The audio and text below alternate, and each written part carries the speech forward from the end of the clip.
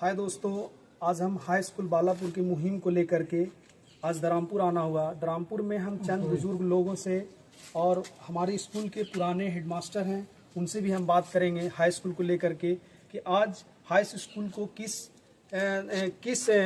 Level पे होना चाहिए था। आज का जो करंट स्टेटस है उस पर भी हम बात करेंगे, खास करके लोगों में इसकी पहल हो। इसके लिए हम चंद लोगों से राय भी जानेंगे और चंद लोगों से बात भी करेंगे। सबसे पहले हम अपने स्कूल के पुराने हेडमास्टर से जानेंगे स्कूल के बारे में। सर, सबसे पहले आप अपना नाम बताएं। मोहम्मद कमरुद्दीन। मोहम्मद कमरुद्दीन साहब, सर आप बताएं, जब आप स्कूल कौन से ईयर में ज्वाइन किए थे? 1981।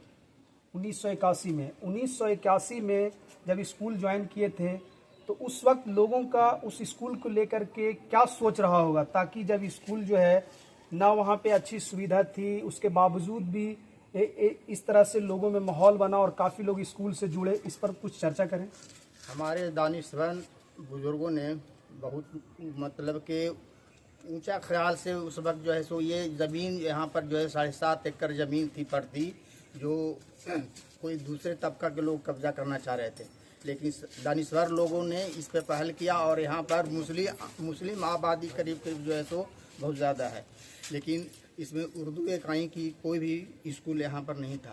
इसलिए उन्होंने तजवीज़ पेश किया कि यहाँ पर एक स्कूल होना चाहिए और माइनॉरिटी उर्दू माइनॉरिटी होना चाहिए, ख़ास करके यहाँ पर मुसलमानों की आबादी ज़्यादा है।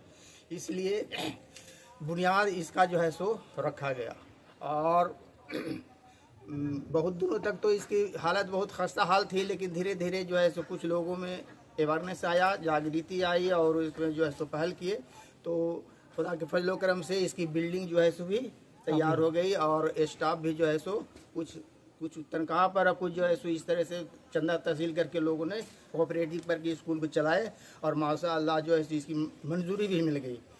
सर, जब आप पढ़ा रहे थे उस टाइम लोगों की जागरूकता थी, जिसके वजह से आज इस स्कूल यहाँ पे पहुँचा है। आज के लोगों के नज़रिया को आप किस तरह से देखते हैं? क्या लापरवाही हुई होगी हमारे समाज में, चाहे मैनेजमेंट को लेकर के हो या चाहे लोगों की लापरवाही हो, इस पर आप किस तरह से नज़र डालते हैं?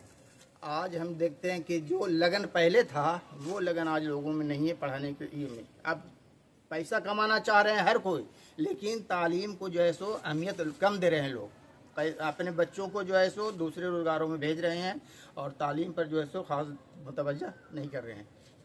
खास करके कोड को लेकर के +2 ना होने की सबसे बड़ी वजह रही है। उसमें वो बात आती है कि चाहे मैनेजमेंट की लापरवाही हो या वहाँ के एडमिनिस्ट्रेटिव लेवल पे जो लापरवाही हो, ये देखा गया। लेकिन कहीं ना कहीं समाज हमारा इस चीज़ से बिल्कुल जुड़ाव ख़त्म हो गया है। इसको लेकर के हमारे सर बता रहे हैं कि लोगों की वो दिलचस्पी हटी है।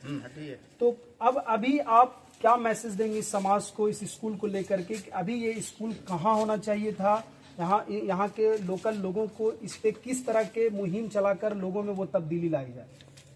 अभी तो हम समझते हैं कि इसको कम से कम तो डिग्री लेवल का तो कॉलेज होना ही था, लेकिन हम लोग अभी जो है सो अभी तक अभी नहीं जागे हैं। अभी समझिए इसमें बहुत कमी है, इसलिए डोर टू डोर घूम करके अभी भी कोशिश करनी चाहिए और कम से कम खास करके लड़कियों की जो है तो हमें दूसरे जगह पर पढ़ाने के लिए भेजना पड़ता है। इसलिए इसको हर हाल में अपनी मतलब जिस तरह से जानी माली हाल लगा करके और इसको आगे से आगे बढ़ाने की कोशिश करें।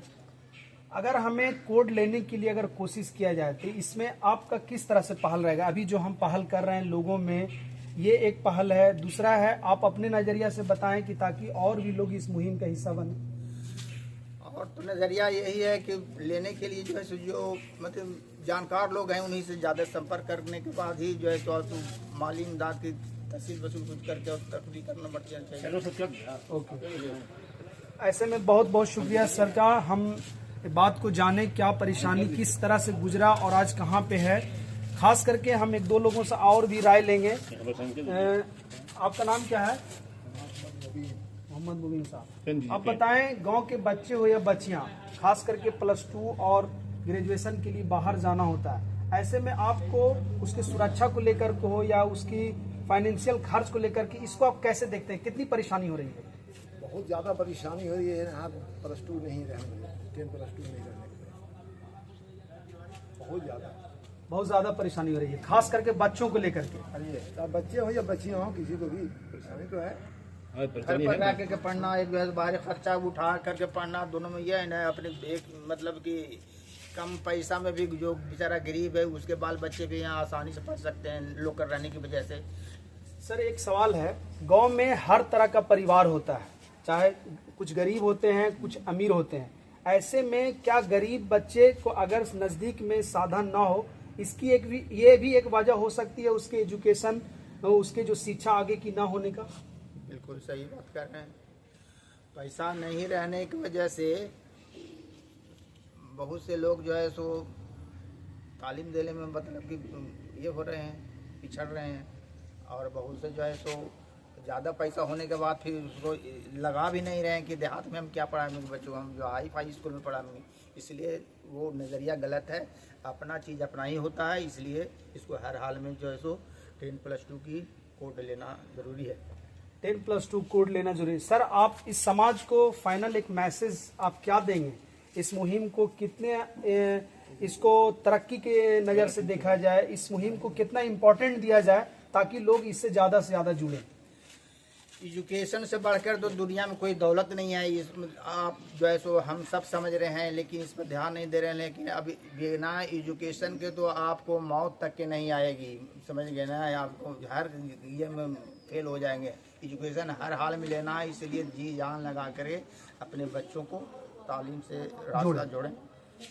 बिल्कुल शुक्रिया, हमने दरामपुर के चंद लोगों से ये राय जानी, और हम साइन का ही जो मुहिम चला रहे हैं उसमें भी लोगों ने बहुत सहयोग किया। खास करके हम ये समझते हैं कि बालापुर हाई स्कूल को लेकर के लोगों में काफ़ी एक तरह से आक्रोश है, इसकी तरक्की को लेकर के कि तरक्की इसकी होनी चाहिए, और जिस लेवल तक होनी चाहिए उस लेवल तक नहीं हुआ है। ऐसे में हम लोगों को इस पहल को ज़्यादा से ज़्यादा लोगों में जितनी जल्दी हो इस पहल को बढ़ाई जाए, और लोगों में वो तालीमी तरक्की का वो माहौल, वो गर्मजोशी वो पैदा किया जाए, ताकि हमारे समाज के हो या हमारे आने वाले जनरेशन को इसका फ़ायदा मिल सके।